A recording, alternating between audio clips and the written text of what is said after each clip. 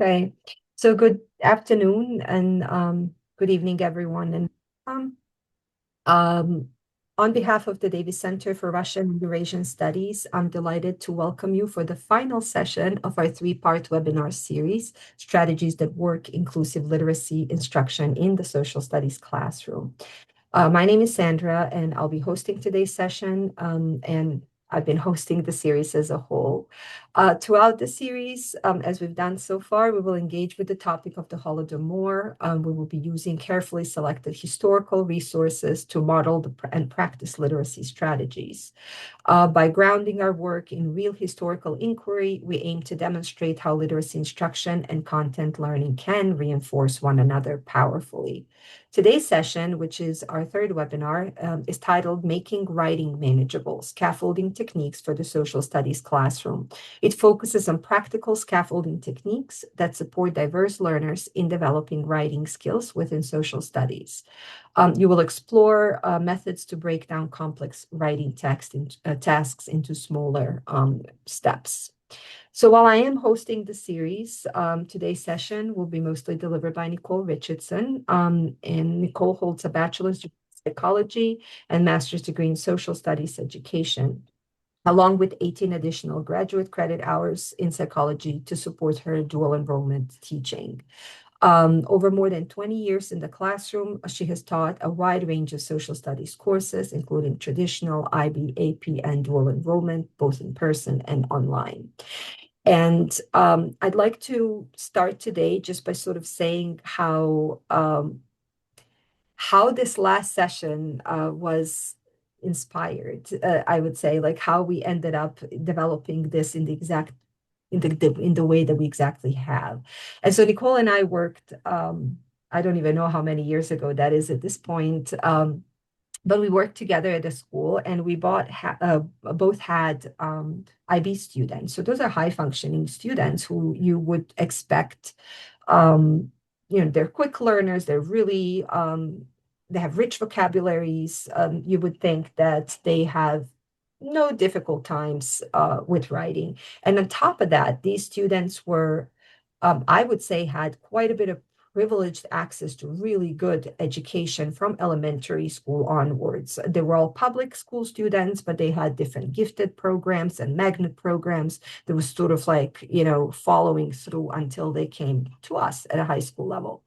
And I ended up doing what was called extended essay coordination, which is sort of writing extensive writing project for them. And we realized that these students, no matter how intelligent, no matter how well educated, had no idea how to write argumentative essays, which for the social studies classroom is essentially the key. And so we found difficulties with them not realizing what an argument is, not being able to see the difference between what an argument is, what a piece of evidence is, not being able to analyze the evidence to connect it back to the argument. And so we developed sort of this particular session in relation to the content on the Holodomor to sort of break down these steps with different activities, how that can be taught alongside the content. So just kind of giving, the setting for it. And I'm turning it over to Nicole now to break it down for us. So thank you. Yes, thank you. And please let me know too, especially since we're a small group. Let me know, what you guys are interested in learning and what you are really curious about. Could you all tell me just what grade levels you teach, and also a little bit about the level if you teach, advanced students with a more rigorous curriculum? Do you have a lot of struggling learners in your classroom? Maybe a lot of struggling readers in your classroom, just so I get a gauge for where to target focus today. So kind of grade level and kind of academic level of your students. Are they more advanced APIB kind of students, or are they regular ed, struggling readers, ESE? Like what type of students do you have?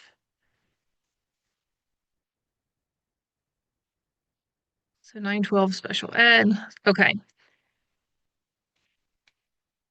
Yep. And that's what I was wondering about. And so, yes, and that's where I think, the strength of my background is I've worked with a variety of these kinds of students from from all levels. So from what Sandra was describing with the APIB, to working in a Title I school with some of our, struggling readers and that sort of thing. And then a lot of my research and interest in the area has been driven more by my own son, who is has special needs and he's got learning disabilities and reading comprehension and dysgraphia, so in writing.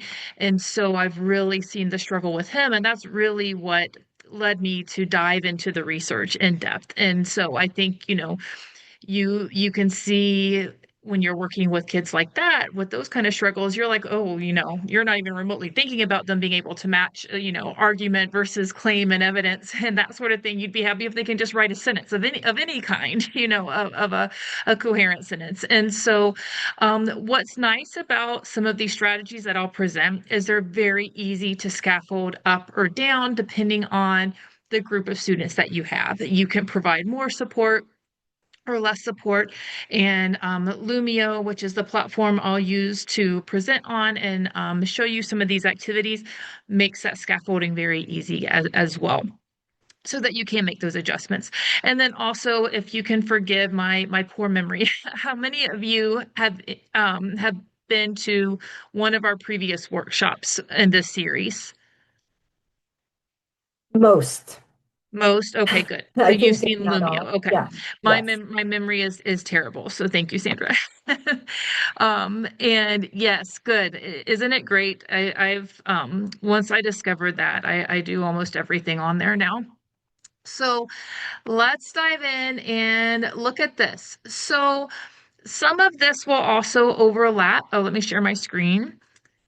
Some of this will also overlap with some of what we did before, but we'll, expand it now from just using it for reading comprehension. Oops. And hold on, let me share a different version. Hold on. I didn't realize I had this up in two places. This is the problem with all my tabs that I end up having up.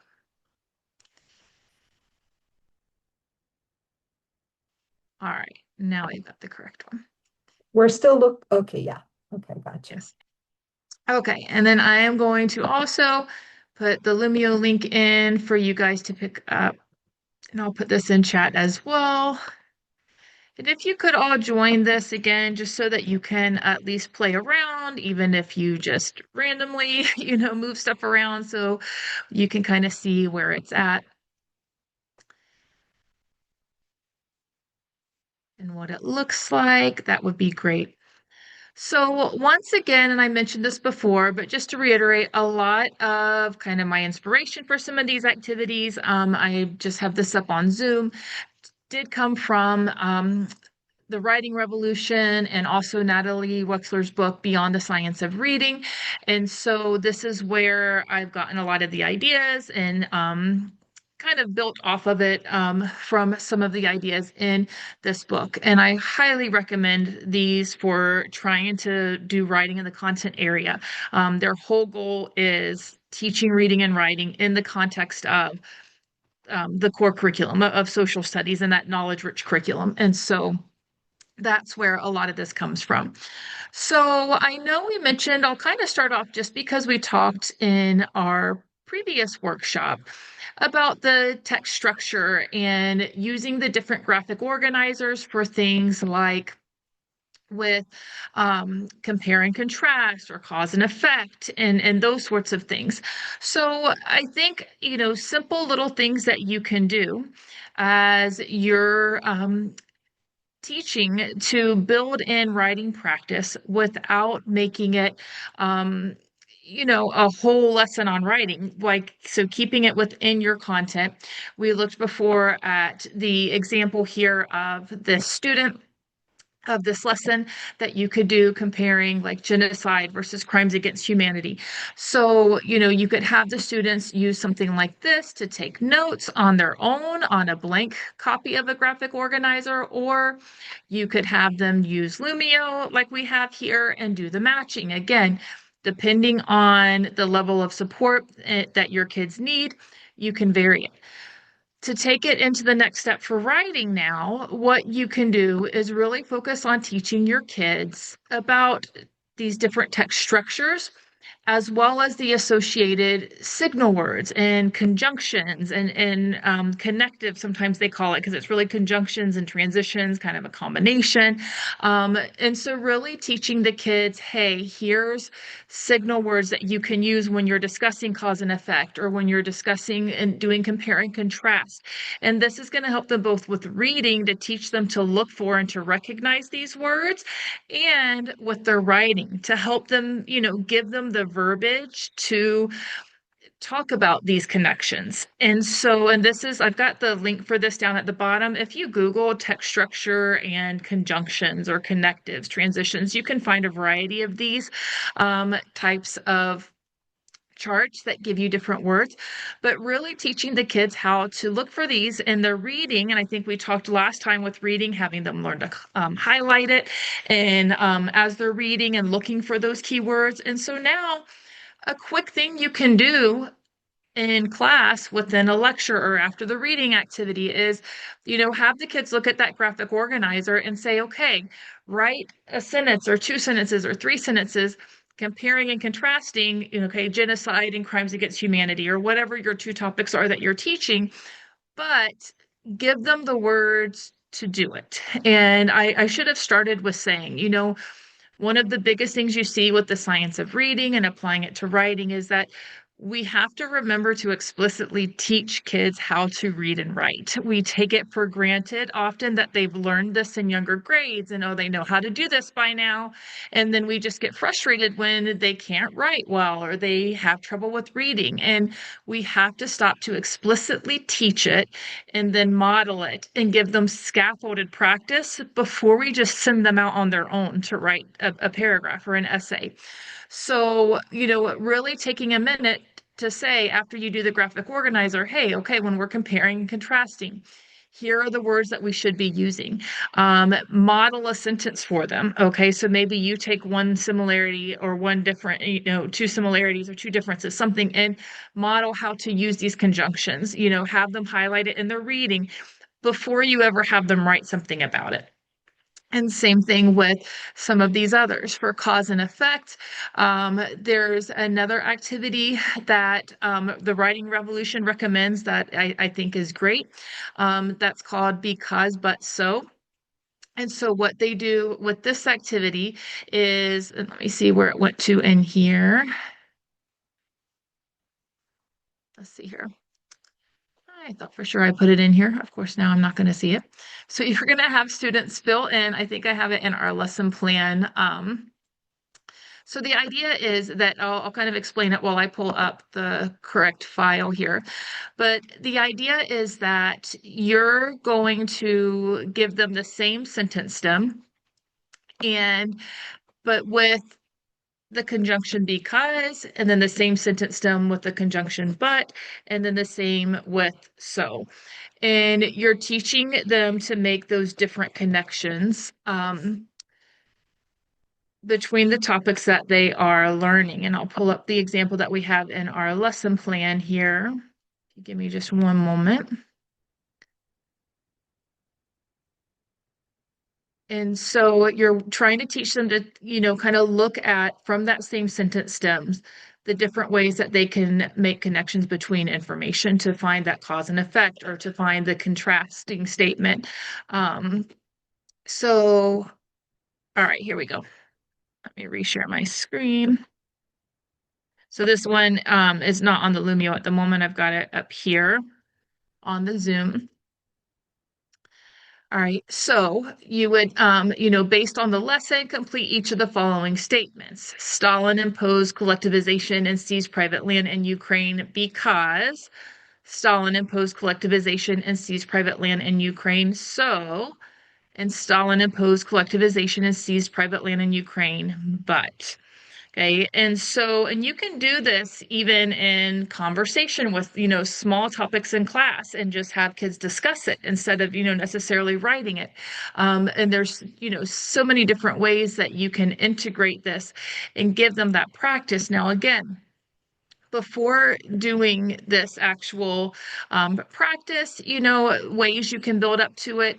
Again, teaching them when we use because and so, like for cause and effect or the reasons, teaching them, okay, the cause, so then the effect. All right. And again, especially your struggling readers, or you working with some of your ESE students or something like that, making these direct points to them and teaching them is going to be important. I mean, I know just the other day I had this with my son when I was working with him on some of this stuff, and he was, starting to get, okay, because and so this is cause and effect. And he was, nabbing that, great.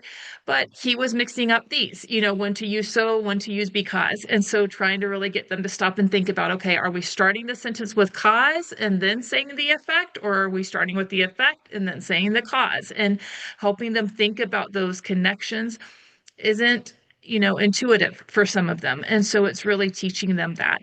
And then same thing with but, teaching presenting that contrasting idea or a change in direction.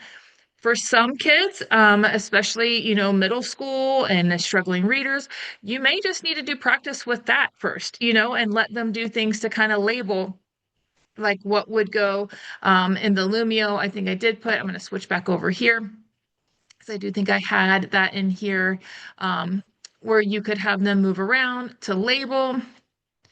Here it is. So you could kind of on Lumio have it here where they can actually move it around and identify what would go in each of those blanks. So is it the cause first or the effect first, and so they can kind of move these around and label what would go first or second. And so again, giving them that direct instruction before you have them go to writing the sentences. Okay, and then you can also, again, just different ways of having it. So here, I knew I had it on here somewhere. I'm not completely losing my mind. So you can have students could directly type it here. They can always use, the text here, and you can have them type in their statements, or you could have it, pre-done where they can drag and drop, like we've done for some other things. But, even having the chart up here with because, but, so to kind of show them the difference between how they would use them.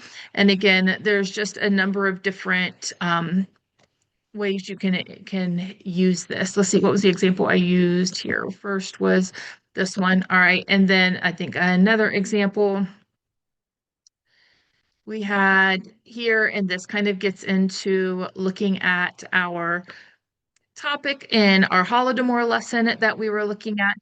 Many scholars believe Stalin intentionally used collectivization to starve Ukrainians because many scholars believe Stalin intentionally used collectivization to starve Ukrainians, but many scholars believe Stalin intentionally used collectivization to starve Ukrainians. So now the goal is, so you can use this within your lesson. And I mean, just doing this can be a quick formative assessment during your lesson to use retrieval practice and things like that. We talked about first with building knowledge, helping the information stick, but then you're also getting that writing practice.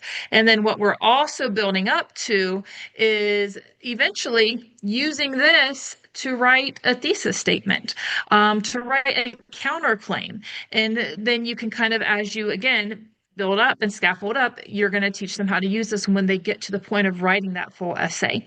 But you're starting, these are just quick little activities that you can do in class during your lessons without having to, again, you don't have to spend a whole 50-minute period doing a writing lesson.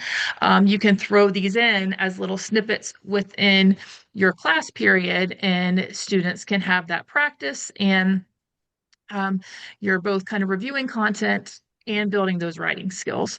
I feel like we did have a third one. Yeah. So another one we had in our Holodomor lesson plan, you can see the Ukrainian peasants rebelled against collectivization because Ukrainian peasants rebelled against collectivization, but, and then Ukrainian peasants rebelled against collectivization. So, and so you can again just see those different options for within one lesson and one kind of content, how you could use that. And this is something you could really use across all content areas and different subjects to have students learn to use those arguments. You could use other conjunctions with it as well to give them that practice, but just letting them see how to make those different connections. And I think there's all kinds of ways you can take um, things like the chart that I showed you. I know one thing that I was working on, like I said, with my son the other day is at first, especially for middle school and the lower levels, you may need to just have them shuffle up and do, the different boxes of this chart and match up like, okay, what is cause and effect? What is compare and contrast for your younger students? And they need that, starting practice and having them identify which signal words would go with which type. And then again, we're going to build from there. Another basic building block that you can use here is a positives. And this is something that I don't know, maybe I shouldn't admit this or not, but I didn't remember learning this when I was in school. When I came across this for my son and teaching him. And a positive is a word or group of words placed next to a noun to explain the noun more fully. And you can use these to kind of help level up your writing. So just a couple of basic elementary sentences, level sentences, instead of having to choppy sentences like my dog is a fluffy labradoodle named Raya. My dog loves to go for walks. Then you can use in a positive to write one stronger flowing sentence. So you have my dog, a fluffy labradoodle named Raya, loves to go for walks.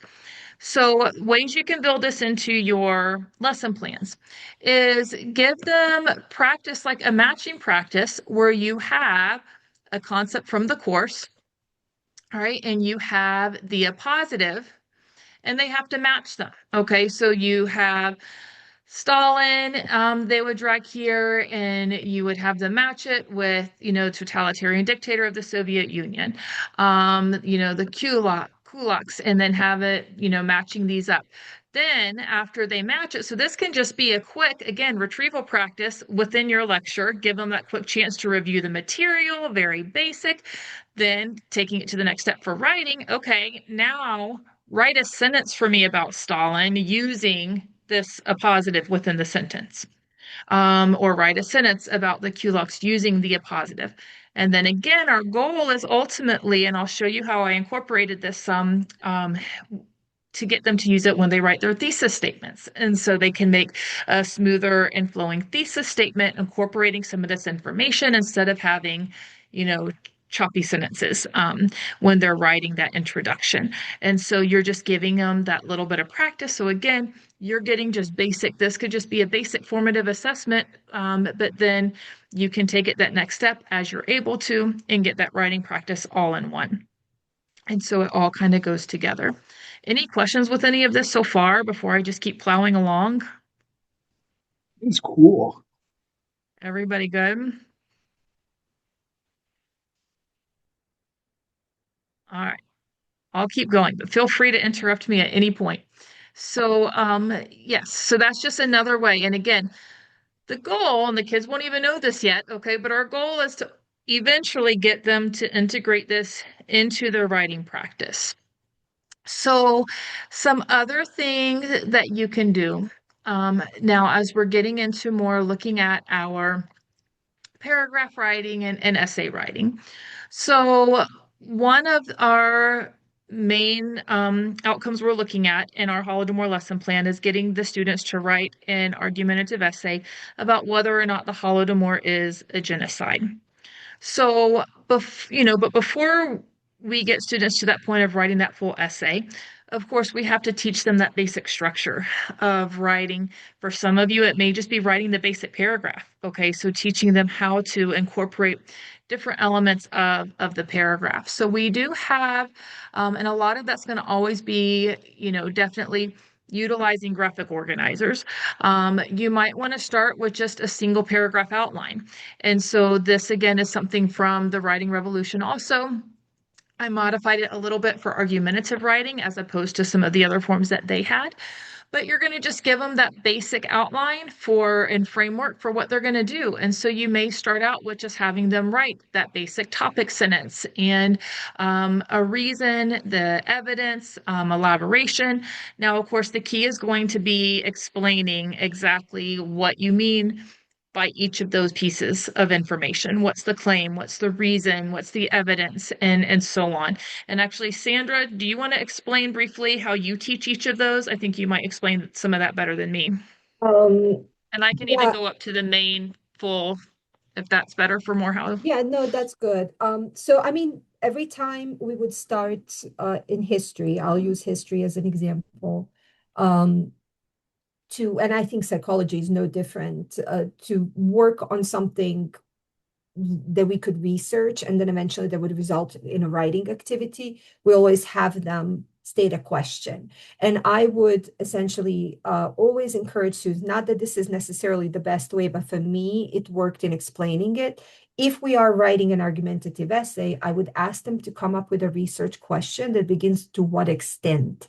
And not because it's the only way to write an argumentative essay, but for some reason, for them, it's easier to process. If they say, to what extent was something, whatever.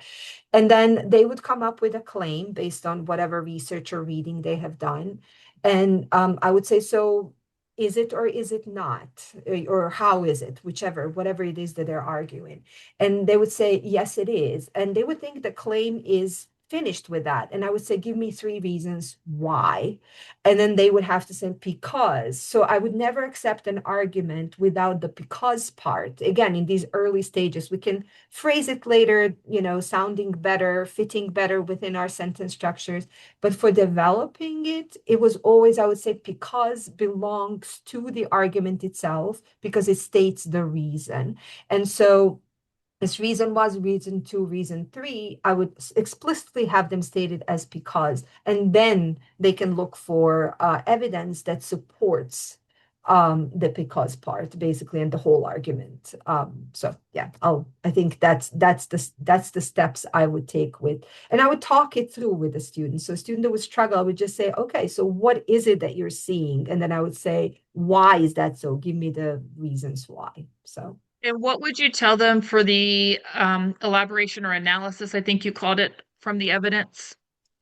Yeah, so I would tell them the way they would understand it easiest, at least from the students I've worked with, is I would say tie your evidence back to the argument. So tell me how this evidence supports the argument that we just made. So that would be the elaboration, connect it back.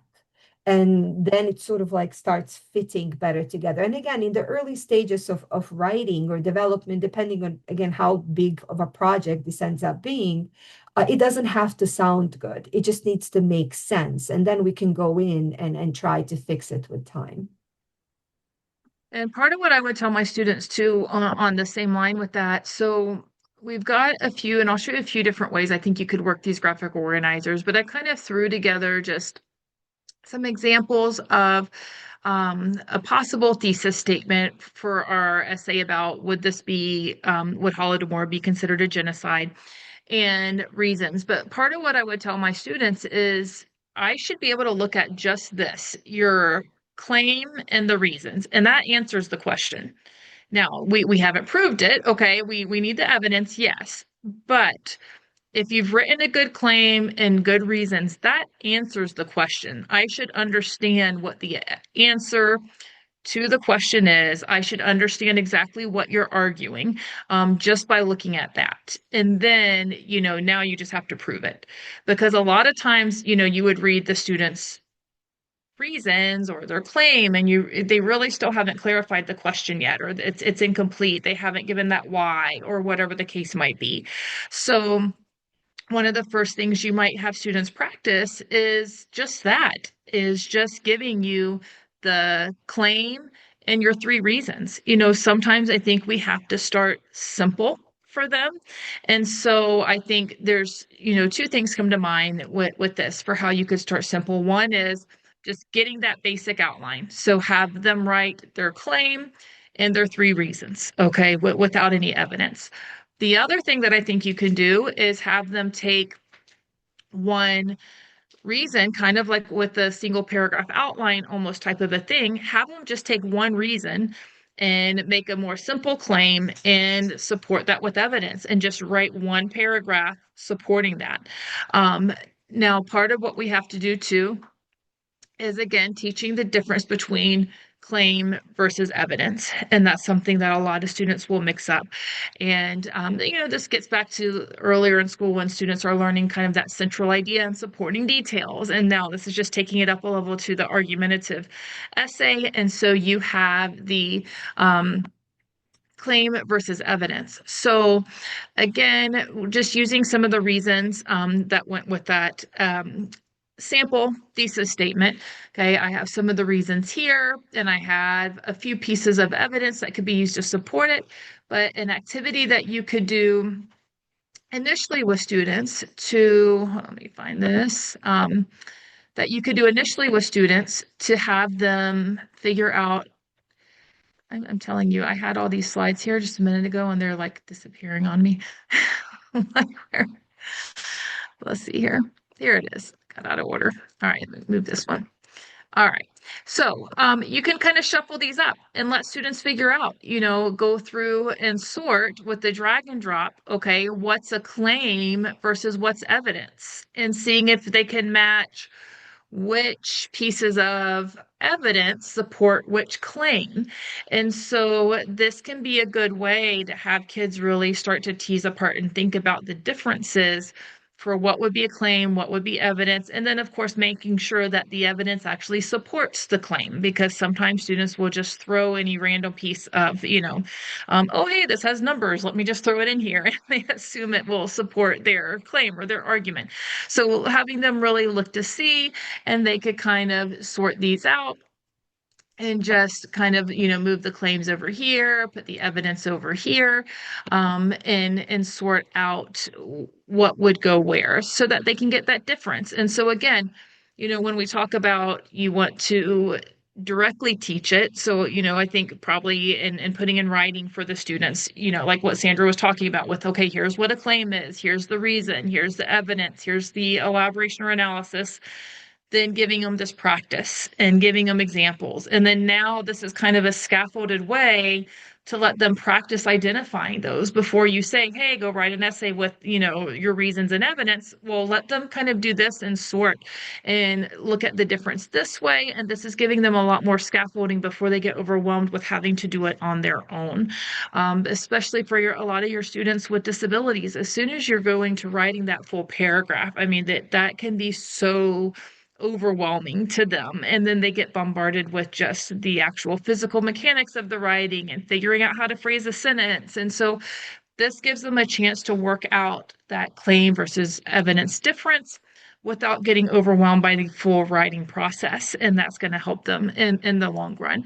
So again, I think some ways to scaffold that is doing the letting them have the claim and then matching with or sorting out the claim and evidence, or also give them the claim. Okay, so have them look at your lesson and just say, okay, what evidence do you see that the famine had a greater impact on Ukraine compared to the rest of the Soviet Union? And have them look through, we have maps that would show this in our lesson plan, or within the reading, you can find statistics and evidence to support that. So just give them that one claim and have them work to find, 2 or 3 pieces of evidence to support that claim.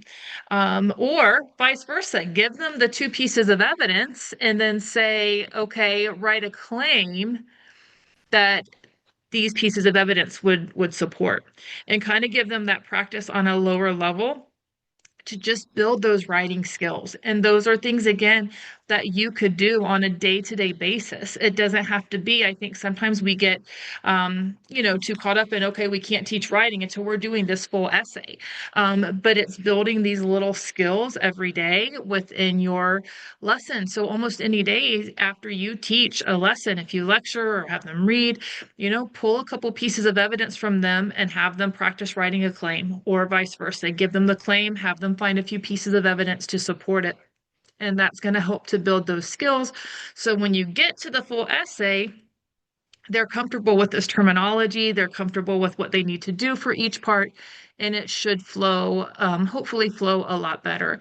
And then I think even with that, making sure we're using these graphic organizers and that sort of thing, which is going to be huge for helping our kids organize that information in their heads.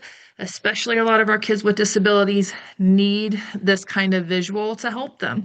And I think that this is a great way is just having these ready to go. And maybe within your lesson, sometimes maybe you give them this and then say, hey, find the evidence to support it. All right. Some days, maybe you give them the evidence and then have them write the reason that would go with that, and give them practice with those different pieces so that they get the practice little by little as they go along, and you can kind of work that in more consistently. And I did have, let's see, oh yes, and I remember the other thing I was going to point out here. So with the positives, okay, so I kind of worked those in a couple of ways here and how you can teach your kids. So we have the positive here with the genocide. So you can teach your kids how to use these within their thesis statement. So the Holodomor was a genocide, the intentional destruction of a specific ethnic group, because, and then they move on from there. And then I have it here too, and one of the reasons, Stalin, and then you have the positive with the totalitarian dictator of the Soviet Union, deliberately used the famine.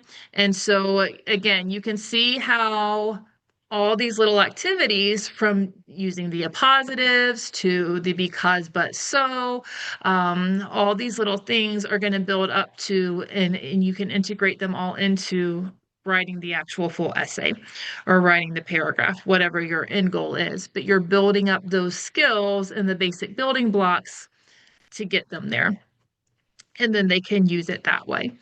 Um, let's see here. Other questions with this?